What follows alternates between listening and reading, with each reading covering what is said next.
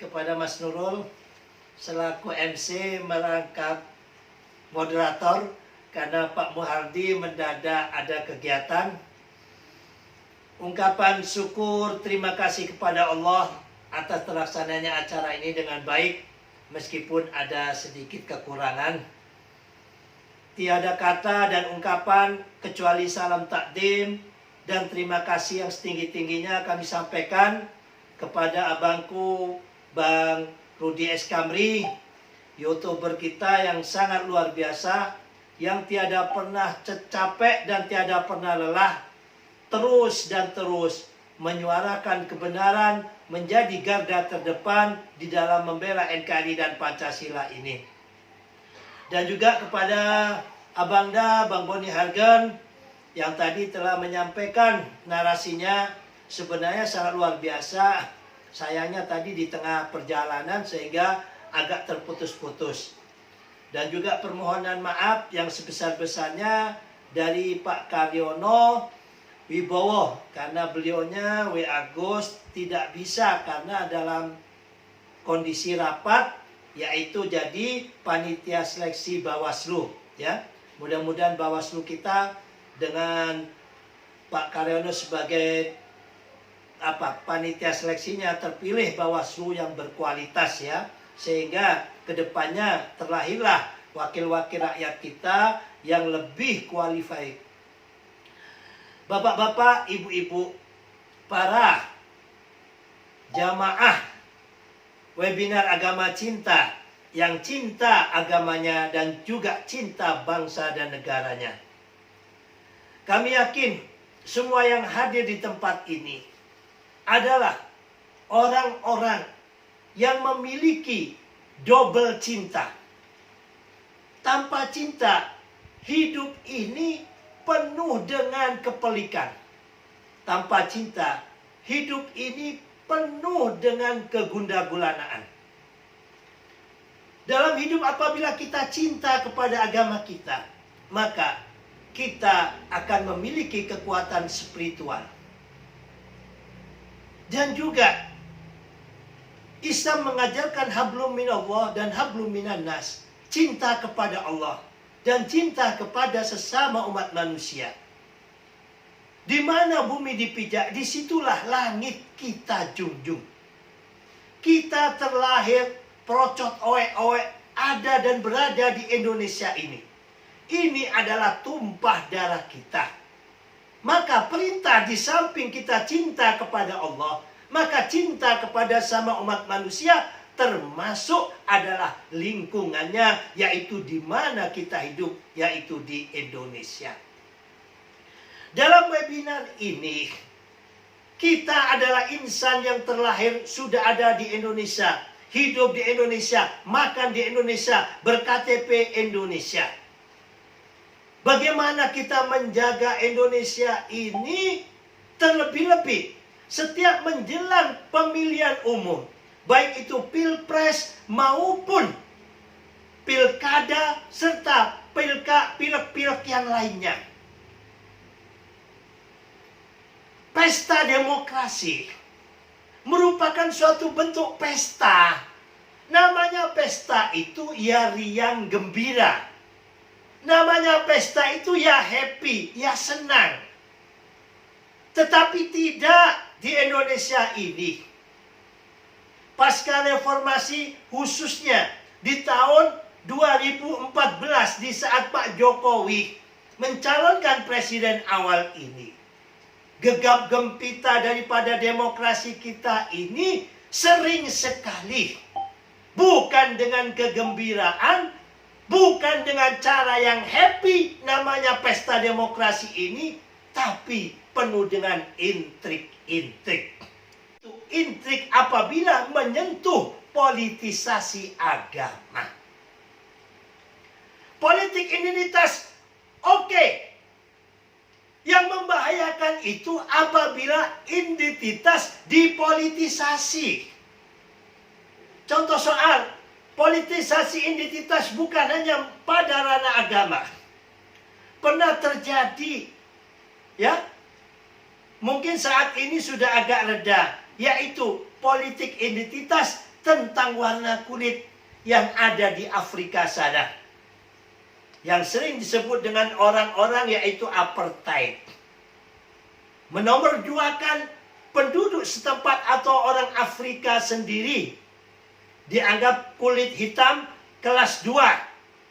Dan kelompok kulit putih ini senantiasa memerankan politisasi identitas warna kulit di dalam perpolitikannya, sehingga Afrika tidak pernah maju.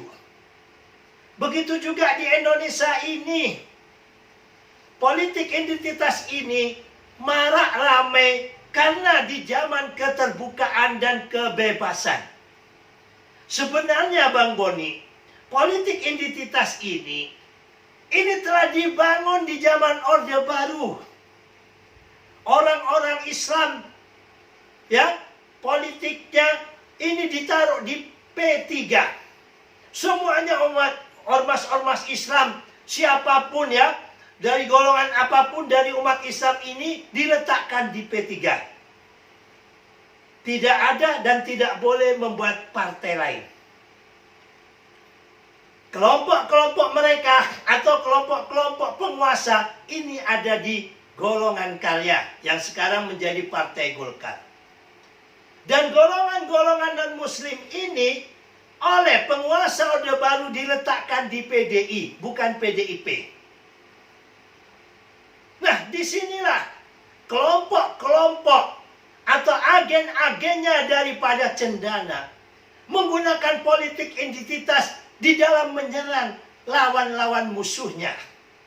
Agama dijadikan alat untuk mempolitisasi. Dan senantiasa Gus waktu itu Bang Boni ya, dan juga Pak Rudi, masih kecil. Gus ini anak bungsu ya. Kemana-mana sering kalau kakak nyetater motor ya. Dulu tuh punya motor sudah kaya kan.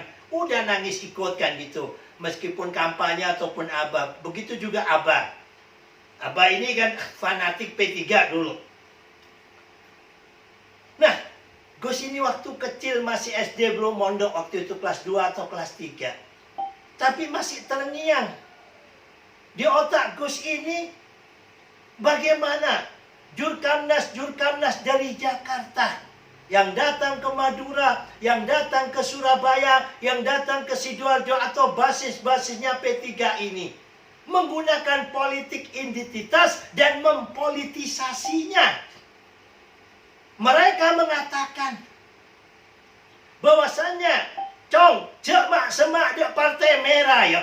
Partai merah ya, partai na anak PKI. Partai merah ya, partai nareng orang kaper. Nah, ini politik identitas dan mempolitisasi.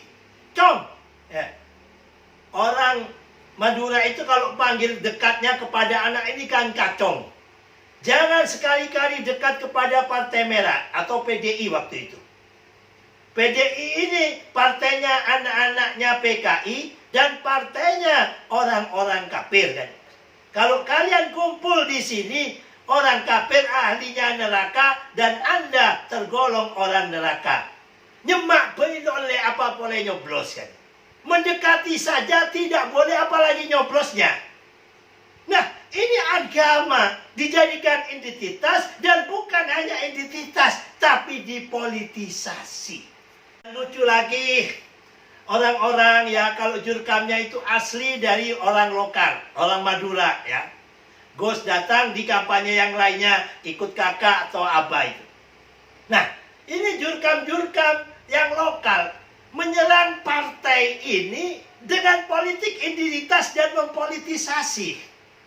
Di Al-Quran itu Bang Rudi ada ayat ya kan, la taqroba hadis sajarota fatakuna minadh dhalimin. Itu kan ayat untuk Nabi Adam ya. Allah Ta'ala perintahkan kepada Nabi Adam dan Ibu Hawa, la taqroba. Hei, Anda Adam dan Hawa, orang dua, la taqroba ya, jangan sekali-kali mendekati pohon ini, yaitu pohon khuldi, apabila kalian tidak tergolong orang-orang yang zalim. Tetapi di dalam jurkam ini Jurkam lokal, bukan jurkam nasional. Kalau jurkam nasional enggak, karena titipan dari Cendana. Mereka menggunakan ayat ini, Bang Rudi. La takroba, jangan dekati sambil pegang apa? Bendera Golkar yang pohon beringin ini. Hadis saja rota. Jangan kau dekati pohon ini apabila engkau tidak tergolong orang dolim. Nah, masyarakat kita ini kan satu, primordialnya kuat kepada ulama, kepada tokoh. Primordial kuat ini modal. Apapun yang disampaikan percaya. Terus kedua, masyarakat kita ini khususnya umat Islam, banyak yang Islam KTP. Berapa persen saja yang hanya santri. Kalau yang santri mendengar kampanye semacam itu, wah ketawa paling. Yang nggak tahu, yakin. Sehingga mereka takut ini orang-orang P3 Madura. Dekatin apa? Kuning. Ini pohon huldi. Pohonnya kalau dekatin apalagi nyoblos pohon beringin ini tergolong dolim. Kalau yang merah ini partai orang kafir. Nah, hal-hal yang semacam ini terus dipelihara. Dan ini membahayakan untuk demokrasi kita. Sehingga orang tidak melihat lagi visi misinya. Orang tidak melihat lagi kehebatan dari calon tersebut atau pemimpin tersebut. Tapi yang dilihat adalah identitasnya. Bahkan yang miris lagi, ada yang mengatakan meskipun dia itu korupsi, kalau masih Islam masih masuk surga. Nah, repot ini. Hancur bangsa kita. Kalau Ahok, meskipun sebaik apapun karena kafir ahli neraka, ada yang berkampanye demikian di saat pilkada.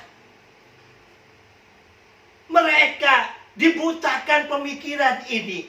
Bahwasanya di dalam politik ini mengurusi duniawi, urusan-urusan daripada pemerintahan yang ada di dunia ini. Bukan dilihat agama atau identitasnya atau sukunya apa. Tetapi yang dilihat adalah keahlian, track record daripada calon yang akan kita pilih. Ini dibutakan oleh jurkam-jurkam yang ada. Inilah bahayanya politik identitas. Seperti gue sampaikan tadi, ada seorang nenek umurnya itu 68 atau 78. Karena dia sering ikut kampanye Ahok, diajak teman-temannya. Di saat meninggal tidak disolati. Padahal dia Islam. Gara-garanya milih Ahok. Nah, ini bahayanya politik identitas. Dhallun wa dhallun. Sesat menyesatkan.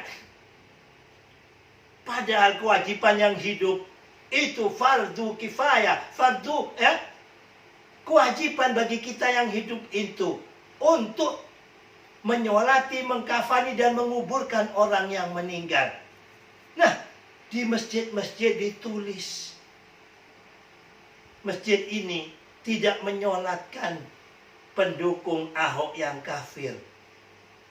Ini bahayanya daripada politik identitas. Dan seseorang karena perbedaan sara, karena perbedaan agama, karena perbedaan etnis, dinafikan begitu saja.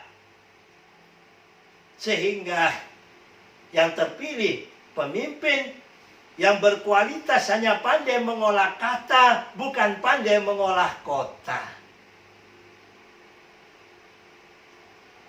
Melalui webinar ini mari kita sama-sama, ayo kita berikan pencerahan kepada pertama lingkungan kita terlebih dahulu. Selanjutnya kepada masyarakat kita. Dan kalau kita dikasih jabatan oleh Allah, itu justru lebih dahsyat untuk memberikan pembinaan demokrasi yang baik. Pilihlah orang bukan karena identitasnya, tapi pilihlah orang karena memiliki track record yang bagus. Tidak pernah melakukan korupsi dan lain sebagainya. Kalau sudah pernah korupsi karena satu agama dipilih, apa jadinya? Kepentingan-kepentingan umum, kemaslahatan untuk rakyat dibagi sama mereka, hanya sama kelompoknya atau dirinya dan keluarganya, maka bangsa ini tidak pernah maju. Apa sih bedanya Pak Jokowi dengan presiden-presiden sebelumnya? Manusianya sama. Bahkan Pak Jokowi kalau dibilang gagah, jauh gagah presiden sebelumnya. Tetapi yang membedakan, karena Pak Jokowi tidak punya beban masa lalu dan tidak punya kepentingan kecuali untuk memajukan Indonesia ini. Tapi sayangnya, kata Mas Rudi, gue sepakat dan juga Bang Boni, mohon Pak Jokowi, di sisa kepemimpinan yang kurang lebih sekitar 2 tahun ini, ayo perkuat hukum kita, terlebih-lebih mengenai masalah radikalisme ini. Pembangunan yang luar biasa dari Sabang sampai Merauke sudah begitu hebat. Kami acungkan bukan 1 jempol tapi 2 jempol buat Pak D. Tapi Bapak mohon, sebelum Bapak untuk lengser ke Prabon di tahun 2024 ini, kami mohon sebagai relawan satu, kedua sebagai anak bangsa yang cinta NKRI dan Pancasila ini, bikinlah Bapak undang-undang, kalau tidak perpu atau perpres, agar aparat penegak hukum ini, apabila ada kelompok radikal, semisal kelompok Khilafatul Muslimin konvoi demikian, Bang Rudi sampai menyampaikan kepada kenalannya yang polisi.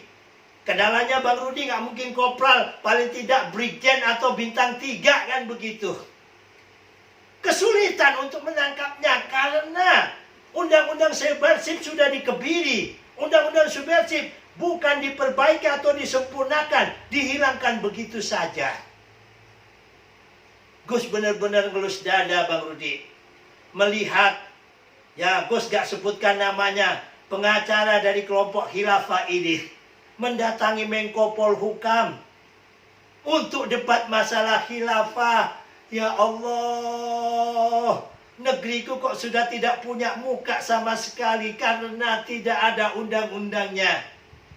Bagaimana dengan angko dan gagah beraninya sekelompok orang dari kelompok khilafah membacakan tentang khilafah di kantor DPRD Jogja? Luar biasa. Di mana harkat martabat kita bahwa Indonesia ini Pancasila sudah final, NKRI harga mati. Ada sekelompok kecil orang, tetapi aparat penegak hukum tidak bisa menindaknya karena undang-undangnya tidak ada. Maka Gus sepakat seperti apa yang disampaikan oleh Gus Rosad tadi. Yang penting ada regulasinya. Bagaimana regulasi atau undang-undang ini, baik mengenai radikalisme maupun mengenai politik identitas yang sifatnya dipolitisasi dan menjadikan sesuatu yang buruk ini yang harus ada. Sehingga nantinya Bawaslu bertindak ini punya kekuatan hukum. Kalau kita laporkan ada yang begini, ada yang begitu, alasan Bawaslu nanti karena tidak ada undang-undangnya. Akhirlah 2024 terlahirlah pemimpin-pemimpin dan wakil-wakil rakyat yang bukan kualitasnya lebih maju untuk menuju 2045 menuju Indonesia emas ini justru tambah merosot. Mungkin ini yang dapat Gus sampaikan. Unek-unek Gus sebagai anak bangsa melihat ketimpangan-ketimpangan pada negeri ini khususnya dari kelompok kecil yaitu kelompok radikalis yang senantiasa mengganggu bangsa dan negara ini. Mudah-mudahan melalui banner ini lebih ada perhatian dari pemerintah pusat untuk adanya regulasi ataupun undang-undang agar Indonesia tidak diganggu oleh kelompok kecil yang mengatasnamakan agama, baik itu kelompok khilafah ataupun kelompok-kelompok yang lainnya. Tak ada gading yang tak retak, tidak ada manusia yang tidak punya salah dan hilaf. Apabila ada kelebihannya semata-mata dari Allah. Apabila ada kekurangannya semata-mata dari kami sendiri. Akhirnya billahi taufiq wal hidayah wal ridha wal inayah wallahu muwaffiq ila aqwamit thoriq. Salam damai agama cinta, salam Pancasila, merdeka. Assalamualaikum warahmatullahi wabarakatuh.